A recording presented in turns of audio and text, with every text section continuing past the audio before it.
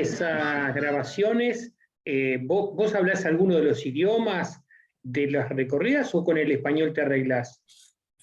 No, en el español me arreglo bien. En general, la presencia de, digamos, supongamos, en algunas zonas, en Paraguay, allí hay en las zonas de cordillera, correcto, pero en general hablan guaraní y español a la vez y hablas perfecto. Me acuerdo bien, ahora me hiciste acordar en Paraguay, una pesca realmente muy interesante también, casa por casa y buscando, en una zona del departamento de Cordillera, ahora no me acuerdo el nombre del pueblo, que era la zona de los Guaycurú. En la zona de los Guaycurú es una tradición cultural que no son guaraní, sino que inclusive estaban enfrentados, y que tienen una tradición que son los promeseros. Entonces, al final, en una casa conseguí que un muchacho me vendiera un vestido entero. El vestido de los Guaycurú es un vestido todo de plumas, que más o menos lleva unas 10, 12 gallinas, más que gallinas, gallos, las plumas las pegan en el vestido, una especie de vestido, una especie de túnica, y le pegan todas las plumas, tienen pues un cono también de plumas, un vestido y un pantalón.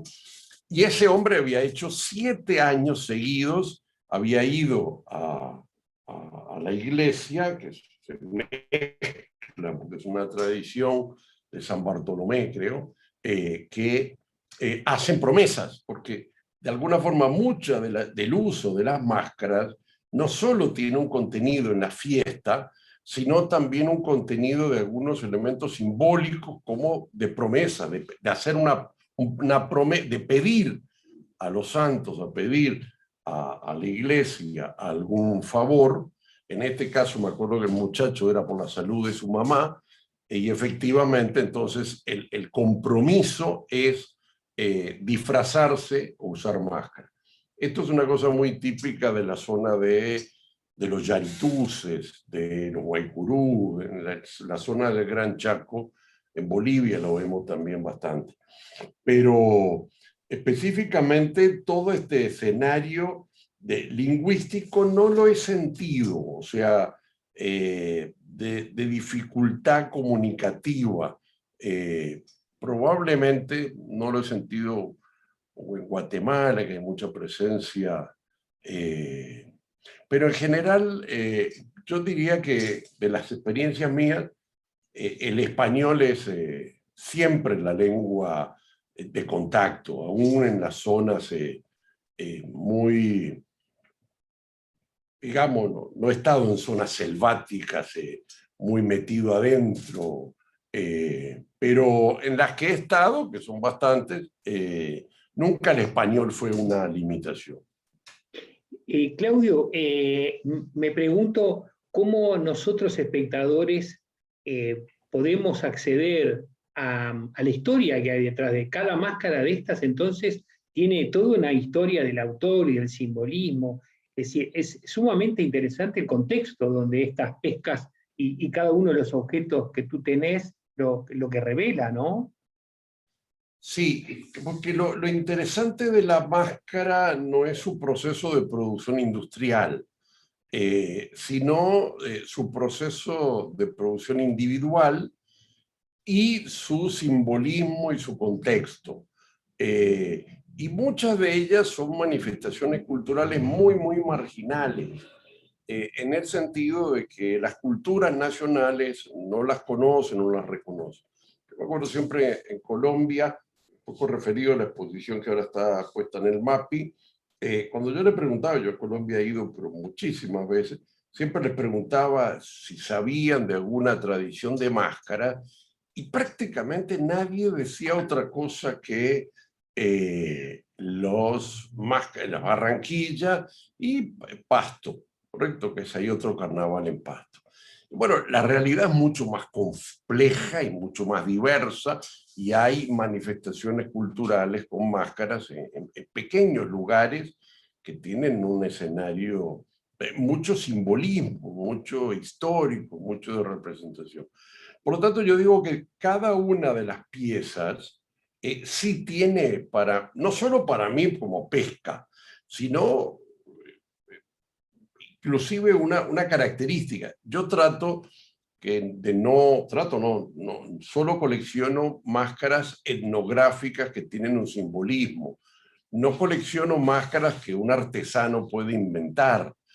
O inclusive, algunas veces trato de tener, cuando hay alguna, digamos, una evolución. Por ejemplo, nosotros tenemos mucha mirada de lo que son las máscaras hoy de Oruro.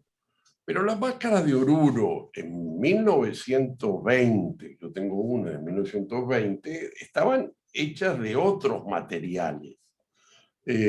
Y tengo otra de máscara de 1950, que si bien ya eran hechas de metal, no tenían esa cosa chirimbolesca, marketinera, podríamos decir, que tienen hoy. No para criticar las de hoy, sino porque también hay una evolución. O sea, la máscara que uno conoce es la máscara de un tiempo histórico. Y probablemente las máscaras del pasado tuvieron otras características. Las máscaras, algunas desaparecen, ¿correcto? Algunas máscaras ya no pueden hacerse porque son de caparazón de animales. Muchas máscaras indígenas se hacían con restos o caparazones de animales, no solo algunas máscaras yo tengo unas máscaras de Bolivia que son del baile de los Yarituses, que es el baile del dios Pillo, tiene un leoncito, otra que tiene un venado, otra tiene un peixe, que es una especie de yacaré, y otra tiene de un tatú. Bueno, prácticamente conseguir hoy un león es imposible, ¿correcto? Ya no hay en esas zonas, e inclusive conseguir un ciervito también es muy difícil, pero en otros países, en México, hay una persecución policial a todo el tipo de